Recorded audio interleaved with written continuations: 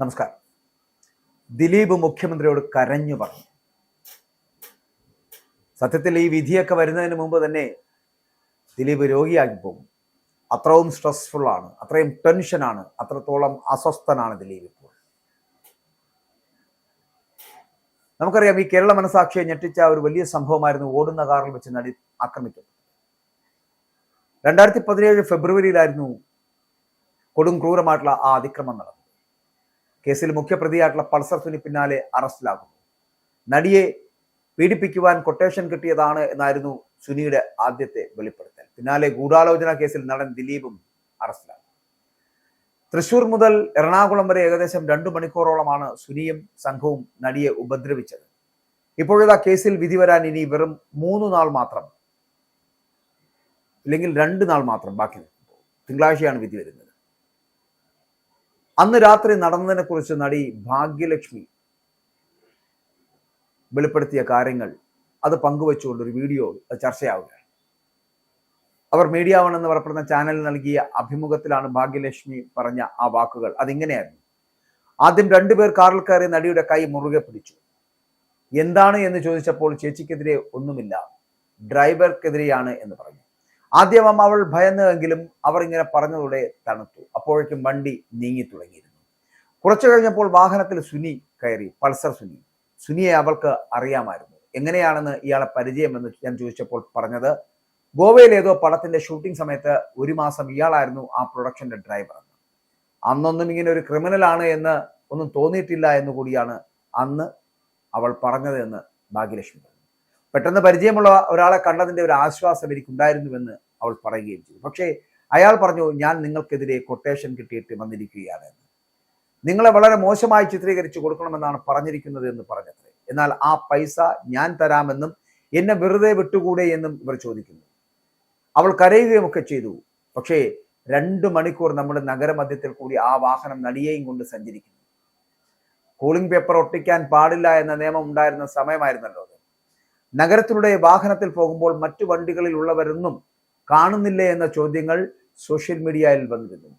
ഞാനും ഇതേ ചോദ്യം നടിയോട് ചോദിച്ചു എന്ന് ഭാഗ്യലക്ഷ്മി പറയുന്നു. അപ്പോൾ അവൾ പറഞ്ഞത്, പരക്കം പായുന്ന വണ്ടികളാണ്. ഈ വണ്ടി ഒരിടത്ത് നിർത്താതെ ഓടിക്കൊണ്ടേയിരിക്കുകയാണ്. അപ്പോൾ മറ്റേ വണ്ടിയിൽ പോകുന്ന ഒരാൾക്കും ഇതൊന്നും കാണാൻ സാധിക്കില്ല. മാത്രമല്ല, സമയം ഏകദേശം 9:30-10 മണിയായി കഴിഞ്ഞിരുന്നു. ആരും ശ്രദ്ധിക്കുന്നില്ലായിരുന്നു. ആരെങ്കിലും ഒരാൾ ഈ വണ്ടിയിലേക്ക് തിരിഞ്ഞു നോക്കിയിരുന്നുവെങ്കിൽ എന്ന് ഞാൻ ആഗ്രഹിച്ചുവെന്ന് ആ പെൺകുട്ടി പറയുകയും ചെയ്തു എന്നാണ് ഭാഗ്യലക്ഷ്മി പറയുന്നത്. ആ പെൺകുട്ടി ആയതുകൊണ്ട് മാത്രമാണ് ഇത്രയും വലിയ ഒരു സംഭവം നടന്നിട്ട് ഇപ്പോഴും നമ്മൾ ഇതിനെക്കുറിച്ച് അല്ലെങ്കിൽ നമ്മളോട് സംസാരിച്ചു കൊണ്ടിരിക്കുന്നത് എന്നാണ് പറയുന്നത്. ഒരു സ്ത്രീയാണ് കൊട്ടേഷൻ തന്നത് എന്നാണ് അത്രേ ഈ നടിയോട് സുനി പറഞ്ഞത്. എന്നാൽ അവൻ വെറുതെ മനഃപൂർവ്വം തെറ്റായി വഴിതിരിച്ചു വിടുവാൻ വേണ്ടിയിട്ട് പറഞ്ഞതാണ് എന്ന് എനിക്ക് തോന്നി. പക്ഷെ അവളുടെ ചോദ്യം ഇതാണ്: ആര് കൊട്ടേഷൻ കൊടുത്താലും എങ്ങനെ ഒരു മനുഷ്യൻ ഇങ്ങനെ ക്രൂരമായി പെരുമാറാൻ സാധിക്കുന്നതെന്ന്. പണത്തിനു വേണ്ടിയാണെങ്കിൽ ആ പണം താൻ കൊടുക്കുമായിരുന്നില്ലേ എന്നുള്ള നടിയുടെ ചോദ്യവും പ്രസക്തമാണ് എന്ന് പറഞ്ഞവസാനിപ്പിച്ചിരുന്നു ഭാഗ്യലക്ഷ്മി തന്റെ ആ അഭിമുഖത്തിൽ. അപ്പോൾ ആ അഭിമുഖത്തിൽ പറയുന്ന പോലെ ചില കാര്യങ്ങൾ ഇത്രയും കൃത്യതയോടുകൂടി പറയുകയാണ്. നടി പറഞ്ഞ വാക്കുകളിലൂടെയാണ് ഭാഗ്യലക്ഷ്മി കടന്നു പോകുന്നത്. എന്തായാലും ആ വാക്കുകൾ പ്രസക്തവുമാണ്. ആ വീഡിയോ വളരെ വൈറലാവുകയും ചെയ്യുന്നു. നമുക്കറിയാം, ഈ ആക്രമിക്കപ്പെട്ട നടിയുടെ അടുത്ത സുഹൃത്തു കൂടിയായിരുന്നല്ലോ ഈ ദിലീപിന്റെ ഭാര്യ മഞ്ജു വാര്യർ. ആ മഞ്ജു വാര്യർ നടി ആക്രമിക്കപ്പെട്ടതിന്റെ അടുത്ത ദിവസം കൊച്ചിയിലെ ദർബാർ ഹാളിൽ ചേർന്ന സിനിമാ പ്രവർത്തകരുടെ പ്രതിഷേധ കൂട്ടായ്മയിൽ മഞ്ജു എന്ന് പറഞ്ഞൊരു വാചകം ഉണ്ടായിരുന്നു: ഇതിന് പിന്നിൽ വലിയ ഗൂഢാലോചനയുണ്ട് എന്നുള്ള ആരോപണം. അപ്പോൾ അതിന് പിന്നാലെയാണ് ചർച്ചകൾ ദിലീപിലേക്ക് എത്തിയത് എന്നുള്ളതാണ്. പക്ഷെ അന്ന് ആരും ദിലീപിനെ തൊട്ടില്ല. പക്ഷെ മഞ്ജുവിന്റെ ആ പ്രസ്താവന ദിലീപിനെ ഏറെ ചിന്തിപ്പിച്ചിരുന്നു. ഈ സാഹചര്യത്തിലാണ് മുഖ്യമന്ത്രി പിണറായി വിജയൻ അടക്കം ദിലീപ് SMS അയച്ചത്: തെറ്റ് ചെയ്യാത്ത ഞാൻ സമ്മർദ്ദത്തിലെന്നായിരുന്നു അത്രേ ആ സന്ദേശം. ദിലീപ് കരഞ്ഞ് കാല് പിടിക്കുന്ന സ്ഥിതിയിലേക്ക് പോയി. താൻ തെറ്റ് ചെയ്യാതെ വീണ്ടും ജയിൽ ശിക്ഷ അനുഭവിക്കേണ്ടി വരുന്ന ഒരു സ്ഥിതിവിശേഷത്തിലേക്ക് പോകുമോ എന്ന് ഭയന്നുകൊണ്ടുള്ള ആദ്യത്തെ സന്ദേശങ്ങൾ വീണ്ടും പലവട്ടം. 2017 ഫെബ്രുവരി മാസം 18 കേരളം ഉണർന്നത് ഞെട്ടിപ്പിക്കുന്ന ആ വാർത്ത കേട്ടുകൊണ്ടാണ്. തെന്നിന്ത്യയിലെ തന്നെ സൂപ്പർ താരമായിട്ടുള്ള നായികയെ കൊച്ചിയിൽ വെച്ച് തട്ടിക്കൊണ്ടുപോയി ഓടുന്ന വാഹനത്തിൽ ക്രൂരമായിട്ട് പീഡനത്തിനിരയാക്കി എന്ന വാർത്ത.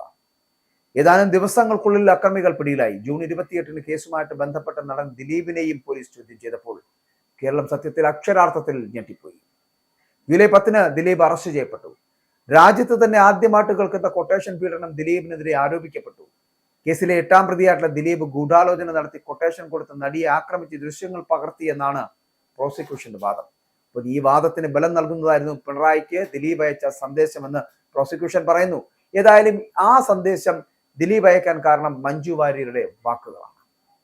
നടിയെ ആക്രമിച്ച കേസിൽ ദിലീപ് എങ്ങനെ ഇടപെട്ടു, അല്ലെങ്കിൽ ദിലീപിലേക്ക് എങ്ങനെ ആ അന്വേഷണം എത്തി എന്നൊക്കെ പറഞ്ഞാൽ അതിന് ദിലീപിന്റെ മുൻ ഭാര്യയായിട്ടുള്ള മഞ്ജു വാര്യരുടെ ചില വാക്കുകൾ വളരെ കൃത്യമായിരുന്നു എന്നുള്ളത്. അതിനകത്തൊരു ഗൂഢാലോചന, ഒരു കോൺസ്പിറസി നടന്നിട്ടുണ്ട് എന്ന് മഞ്ജു വാര്യർ തുറന്നു പറഞ്ഞപ്പോൾ ആ തുറന്നു പറച്ചിലുകളിലാണ് ദിലീപ് എന്ന് പറയപ്പെടുന്ന മുൻ ഭർത്താവും നടനുമായിട്ടുള്ള ആൾ ജയിലഴികൾക്കുള്ളിലേക്ക് ഏകദേശം 85 ദിവസത്തോളം അകത്തായത്.